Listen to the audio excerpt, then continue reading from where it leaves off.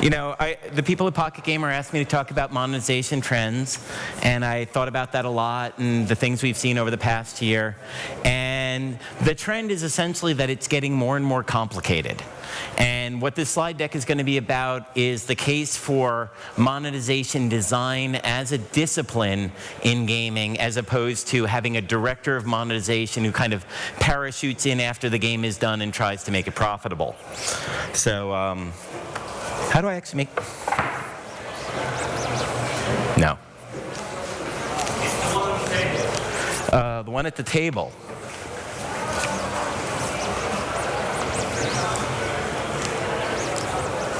This doesn't appear to work either, unless that does it. Perfect. Okay, so first a word about us. It's important to establish credentials. Generally speaking, Scientific Revenue works with large-scale games. We talk to people who have over 100,000 daily active users in their games, who already have significant economies, and then we use machine learning to make their pricing work better. So this is a screenshot of in production. This is a current game. It's making about 40% more per month. On a daily basis, it varies between 16 and 100%. So we do this. We probably don't do it for you because we do require a lot of traffic. We're machine learning guys. But it's background. So when we do sales calls, we're often very surprised. People are not tracking their key metrics. People are not sure how their monetization funnel works. There's a lot of design decisions, and I'll go into some of them, that people are not making. Except that, you know, once you've been in the business for more than, say, 6 months, you realize that if you're not making the design decision, it's still being made just by somebody else, and usually not very thoughtfully. So what we've come to realize is that there's often an unfulfilled job position called monetization designer. And it's someone who looks at the game early, very, very early, and looks at how the pieces and parts fit together. So instead of adding things later in an ad hoc fashion, you need to do it early, and you need to have someone own it. By the way, how many people actually have somebody who does that at their company today? Okay, so let's call that 10%. So the prediction, the trend is that by this time next year, it'll be at 25%. So we're often surprised. We shouldn't have been. We sent this out. You can download it from our website. We basically surveyed the world and said things like, when do you set your in-app purchase prices? At what point in development do you decide pricing tiers for your IAPs? You'll notice that 22% said during design, 25% said in alpha, 46% in beta, and some people said after launch. And then we said, okay, well, how often do you test it and how many different prices do you use? And most people said, we don't test it and we've got one price point for everybody. The slides are available, by the way. And if you want the slides, and bill@scientificrevenue.com. So really easy to remember. You have to spell out scientific revenue, and I apologize for that, but it's at least easy to do.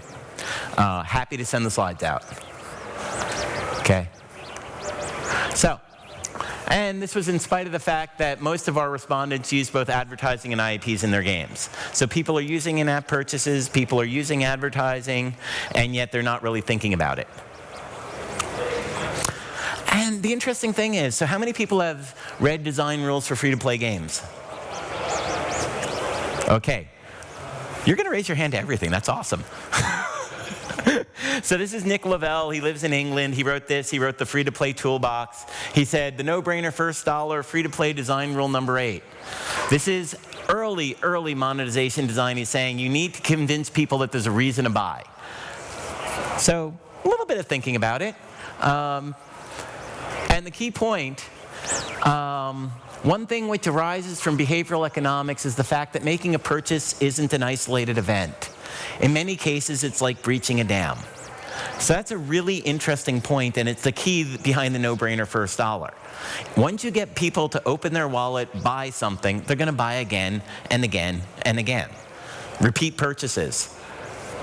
Really the keystone of monetization design. And yet, how many people know their repeat purchase rate? Okay, so we went from 10% to 5% to 3%. The single most important statistic you're not tracking is, if a dude bought once, does he buy twice? And if the answer is no, you've got something broken in your game. And if the answer is half the time, you're doing pretty well. So track it. And that's the point of this is, the point of the no-brainer first offer is once you get people in the habit of buying. Or can anyone remember the first time they bought something from Amazon? Most people, when they buy stuff online, there's this enormous hesitancy, and then you buy something from Amazon, and then you go, that wasn't so bad. I'm going to buy again, and again, and again. Your e-commerce relationships are all long, prolonged hesitancies followed by getting into the habit. So, the rewarded video guys have started talking about it as well. When should you use rewarded video? So I was at GamesBeat Summit in May, and everybody who provides rewarded video said, "Oh my God, don't use it in the coin store as we'll give you 50 coins if you watch a video. That's an anti-pattern. That's a bad way of using rewarded video. Instead, do this. When you get to a point in the game and you fail, offer the player a chance to recover, but only if they watch a video." It's an interesting thing, right? And yet, when you stare at that and you say, how many people actually do this? Well, most of the games I see say, hey, you know what? You can buy 100 coins for $1.99, or you can get 25 by watching a video. So, well-known best practice, and yet often not followed. Another fact, people who buy tend to stick around longer. People who stick around longer tend to buy more as well. It's a nice virtuous cycle there. In general, in the games we run, people who buy retain at about a 2x rate. So that's kind of interesting. There's a training effect that goes on. If you're going to get a second purchase, because you got a first purchase and you have 50% repeat purchase rate, and you're going to get people to stick around longer, there's things you can do. People who buy again. So in those three games, can I go backwards? Cool. So this is two randomly chosen games. D7 retention of people who bought on day 1 through 3 is about 40%, and then non-purchasers is about 20%. Second game, 43 and 16, so essentially the same numbers. And second purchase rate of 36% and a second purchase rate of 29%. So that's really interesting, and that argues that you should really focus on first conversions. You should take Nick Lavelle seriously and think about that no-brainer first offer. Okay, here's a really interesting idea. How many people have seen an annuity in a game? Should I explain what they are first, probably? So the idea behind an annuity is you buy the thing, and then you don't get what you bought right away. You get it delivered on a schedule. So you're going to spend $9.99, and you're going to get 200 coins today, and 200 coins tomorrow, and 200 coins the day after, out for 30 days. That's a classic example of an annuity. So when you think about that, it's really interesting. So how many people remember coupons? Like you clip them out from papers. Right. So coupons are the classic example of you take people who have a lot of time, who read newspapers, who have scissors handy, and are cheap. And you get them to come into your store because they cut out the coupon, they invest the time, and then they go to the store and you give them a different price. People who aren't willing to buy the newspaper, who aren't willing to cut out the coupon, they pay more. So you essentially have two prices, one for the thrifty people who cut the coupons and one for the people who don't bother. Annuities, exact same idea. You sell the same thing next to each other. $9.99 buys you 1,000 gold coins, or $9.99 buys you 200 gold coins, and then 200 gold coins every day for the next 29 days. The second one, the annuity, is obviously a much greater value. You know, you wind up with 200 times 30, whatever that is, right? 6,000 coins for $9.99. The first one, you only got 1,000 coins for $9.99. There's two key things. One, you don't care. Your marginal cost per gold coin is 0. And two, they tap into entirely different user bases. The people who spend $9.99 for 1,000 gold coins are doing an impulse purchase. The people who spend $9.99 to get the coins for the next 30 days are planning, they're thinking it out, they're being thoughtful, they're saying, hey, I can use those coins next week once they've accumulated. You've increased your retention, and you've probably gotten a purchase that you wouldn't have gotten otherwise. And that's really interesting. So with that in mind, how many people have actually seen this being used? Okay, cool. About 25% this time. It's very common in Chinese games. It's very common in Korean games. It's not at all common in Western games. And so we had one of our staff economists write it up and just say, here's how to think about annuities. And by the way, we'll be publishing the annuity design worksheet later this year. Key point about this is, it's just something we think makes the industry healthier. Okay, daily login rewards. How many people think daily login rewards are simple? Good. I actually had this conversation with Todd Kelly. He's a game designer out of Seattle. And he's like, I was like, we're going to write up daily login rewards because they're complicated. And he's like, how can they be complicated? You just give people stuff every day. What are you talking about, Bill? You're fucking insane. Ignore that word. And the answer is, no, they really are. And this is my favorite example of a daily login reward. So this is a mid-core game because this would not work in social casino at all. And that's an interesting fact as well. And what they do is your daily login reward is a lottery. Every day you log in and you get a chance to win something that will help you fight battles. But even better, every day when you log in, you can upgrade the lottery. So you can spend money to get, you can spend money to get a better bet. So every day you log in and you get a randomly assigned chance. Anybody who's familiar with B.F. Skinner knows that this is awesome. And then every day when you log in and you get that daily bet, you can spend some of your money and make the bet a better bet. So it's really interesting. And it wouldn't work at all in social casino because if you're logging in to play a slot machine, the incremental value of an extra randomized chance is 0. The entire game is built around that. But if you're playing a mid-core or core game that's around PvP combat, this is a very effective daily login reward. And it increases retention dramatically, and it also increases the likelihood of people spending because they threw that in. And so, as I said, we wrote this up as well. We tend to put these things out on Gama Sutra. And so on. Your game has a coin store, you sell coins. Your game has a virtual goods store. At some point, you'll have flash sales. At some point, you'll have happy hours. At some point, etc. And what winds up happening is you wind up having all these fairly complex things in and of themselves, and they interact with each other. And they're all being added to games ad hoc after launch, right? You soft launch, you realize you need to do this, you do some flash sales, and nobody stops and says, how do my flash sales interact with my daily login rewards? Should I roll out an annuity? Apple just announced that you should use subscriptions, and Reggie talked about it a little bit, and we have a point of view on subscriptions as well, but the key thing is, you shouldn't just layer them in without thinking about the whole monetization system. So going back to this, same slide. I just want to point it out, right? These all interact with each other. You can't design them in isolation. You can't add them in isolation. You can't optimize them in isolation. So, key takeaways. You have to have an economy before you can optimize it.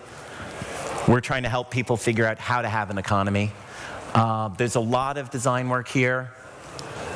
The key idea behind free-to-play is that you now control the cash register, right? You own the point of sale. It's, everyone, oh yeah, I've got a coin store and I sell coins and stuff. You own the point of sale. And that means you need to think about what gets people to buy, and that permeates the entire game. It's not just the payment wall. And this talk, I talked a little bit about my company in the beginning, but we're not really trying to sell you today. We're trying to start a conversation. We've been trying for a year now. So, and again, bill@scientificrevenue.com. I will cheerfully mail you the slides. We've started building a library of this stuff.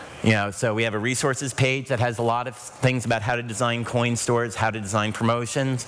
We've got a thing on daily login bonuses. We've got a thing on annuities. We've got a thing on general practices on IAPs. Feeder apps are small apps that you launch to acquire traffic that you then feed into your other games. Power-up design. Some power-ups work, some don't. Some are excellent gameplay devices, but no one would ever buy them. What makes a power-up something that people want to buy? Etc. All of these are out there. Coming up in the fall, we're going to have a design worksheet on how to design annuities. We're going to talk about sticker shock as an actual observable thing in your game. We're going to talk about a lot of things that people have said over the years that are false. Discounting on weekends is one of the most perniciously stupid practices that people follow. If you think about it, people are more likely to play, people have more free time, and then you start, marking down the currency. It's not a good idea. And I just want to point out that every time we publish something, it shows up on our Twitter feed, and we announce it on those 2 mailing lists and try and start email conversations. So how many people are actually on the Stanford GSB mailing list? Okay, you are like 100% guy. Go, join it. It's run by Frederic Deschamps. He's at Zynga. It's got about 2,000 people, all of whom are ferociously interested in game design. Similarly, Gaming Insiders has an amazingly great mailing list. It's called the Growth Mailing List. It overlaps a lot with the Stanford GSB mailing list, but these are places where there'll be 20 or so emails in your box every week talking about game design, talking about monetization, talking about how things fit together. And every now and then I show up and give my 2 cents as well. And that's all I had to say today. The whole point, to summarize, you're doing a lot of stuff. If it's done in isolation and you don't think about monetization as a system, you're leaving a lot of money on the table and also frustrating your users. So monetization design, not a profession yet, but clearly becoming a profession.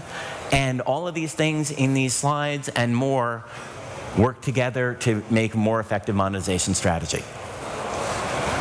Thank you very much. That's great. And I entirely agree. I mean, I've been trying to have the same conversation for quite a long time. I think my book was released 2 years ago on Games as a Service. Actually, in 2014, so yeah, maybe just a bit more. And again, I think this whole critical idea that it's about the design aspects and it's intrinsic to the, the way that you start creating the game. It can't be done late. A lot of people well, we're going to build the game, then we'll integrate analytics, then we'll hire a guy who'll look at the numbers and fix it. And it's like, no. That's not.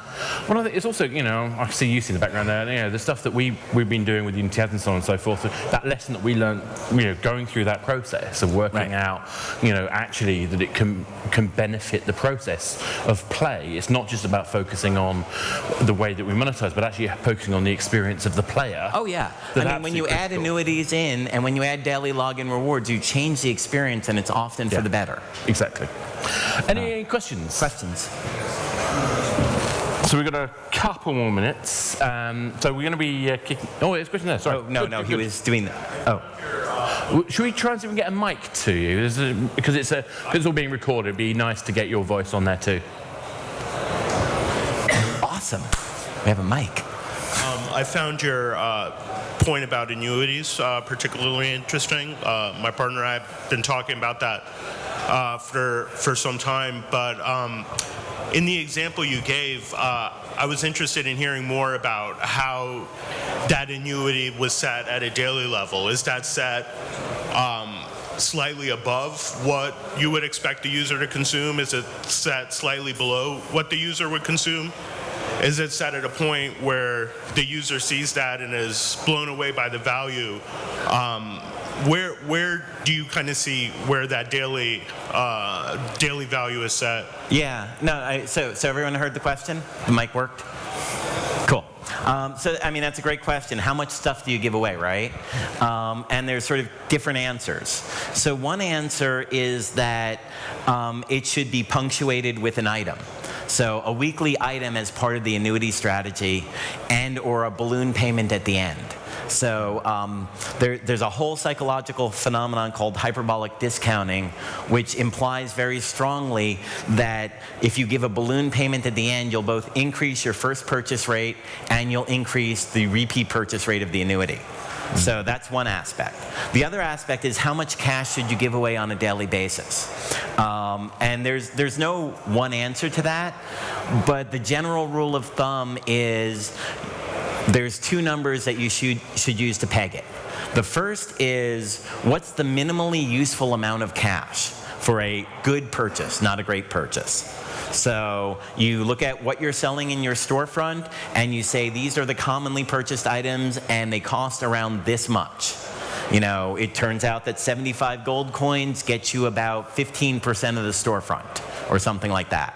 So you peg it to the actual currency costs of your virtual goods. And then the other thing you do is you look at your daily spend of a good but not great player. So you say, okay, you know, 75 gold coins gets me about 15% of the storefront, including 2 of the top 5 items. And by the way, my dudes who are playing on a regular basis generally spend about 150 to 200 gold coins. And those two numbers frame the range, the right range for an annuity. It's got to be useful, it's got to get people goods, but it shouldn't be so much that it completely swamps a good player. You know, a good player should have to spend in addition to the annuity. So those kind of triangulate it. And then the hyperbolic discounting at the end. Does that make sense? Cool. That sounds cool. Any other questions? We have room for one more. Down here.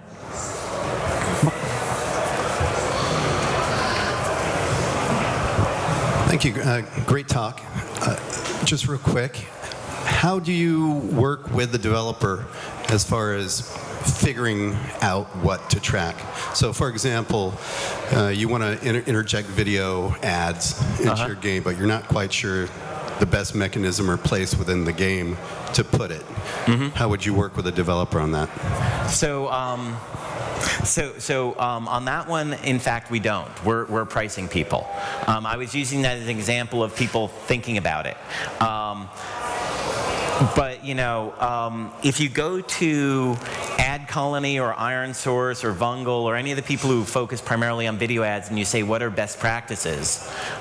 They have a set of hints. They're just not published yet. If I remember correctly from GamesBeat Summit, the key thing is that when you put it in the payment wall and give people coins, people click on it and ignore the video, right? And it becomes essentially it's not delivering value to the end user, it's just distracting them from the game, and it's also not delivering value to the advertiser. What you want to do is you want to tie it to the user experience, and so the example that was in the slide deck of someone is in an endless runner and they fail, and now they have the option of recovering by watching a video is a really good way to do that. More generally, what we do as a company is when we have conversations with people, it depends a little bit. So the path we walk is this. We're numbers guys. We're data scientists, we're machine learning, whatever. We're not game design guys. We know a lot about how to design monetization systems, but there are some companies that are like, you're going to optimize my pricing, and I don't want to hear it, right? And we go, okay, great, give us your UI, and we'll just feed numbers into it. There are other companies that say, what's not working here? And then we'll basically take apart their UI and say, hey, you know, if you're going to have a happy hour, then you need a battle space notification, and this is the sort of thing that works well. And we essentially have a playbook of UI practices we can recommend around that. Cool. Thank you very much. It actually mirrors a lot of stuff that I learned when I was in the ads team at Unity, and what I also found was denial of access to that ad at certain times can also be quite interesting. So don't always give them the ad to watch to save them, because you want them to be watching out for that ad, anticipating the value of it, having that fear of missing out, and therefore they choose to watch the ad and get value from it, and generally pay more attention to it. So that's actually something we're going to talk about. You know, we have an editorial calendar and we write these things, but one of the really interesting things is the use of randomization. So if people can, so suppose you always have We a have to move Wednesday. on to the next topic. Okay, can I finish? Go for it. Go for it. Okay, great. Yeah. So suppose you always have a Wednesday afternoon sale. What happens? Well, people start to plan their lives around that. Yeah. That may or may not be a good thing. Happy hours drive people to bars, right? But randomization, where it sometimes shows up and sometimes doesn't, is often a much more effective call to action, because people don't know when it's going to show up again, and it will significantly increase your purchase rate. So we can talk about that offline. Definitely want to talk about that offline. Bill, that was brilliant. Thank you so much.